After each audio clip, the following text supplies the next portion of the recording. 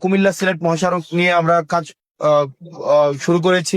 এখন যেহেতু বর্ষাকাল, সেজন্য আমাদের ফুলগাছতলা, তারপর হচ্ছে ভিংলাবাড়ি বা এই জায়গাগুলোতে কাজ আমার হচ্ছে বন্ধ হয়ে আছে, চলমান।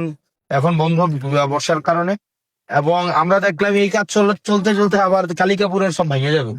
আমি যা দেখতেছি, কালিকাপুর দিয়ে ভাঙা শুরু হয়েছে, ভাঙবে।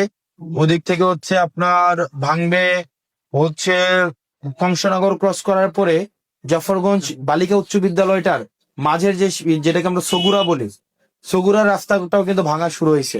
অর্থাৎ এগুলা কমপ্লিট হইতে হইতে ওগুলা আবার ভেঙে যাবে।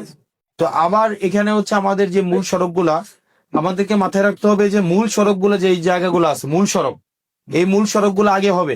ধরেন কারণ এটা বাড়ির রাস্তা, মূল সড়ক ভাঙা, বাড়ির রাস্তা, এটা কিন্তু আগে হবে না। তো এটার জন্য সময় দিতে হবে আমাকে।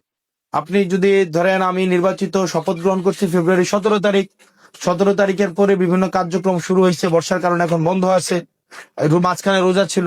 তো আমরা আশা করি এই কার্যক্রম গুলাকে আমরা অব্যাহত রাখতে পারবো। আমাকে একটু সময় দেন।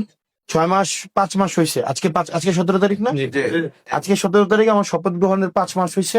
এর মাঝখানে 1 মাস রোজা ছিল। তার মানে 4 মাস কাজ করার সময় পাইছি।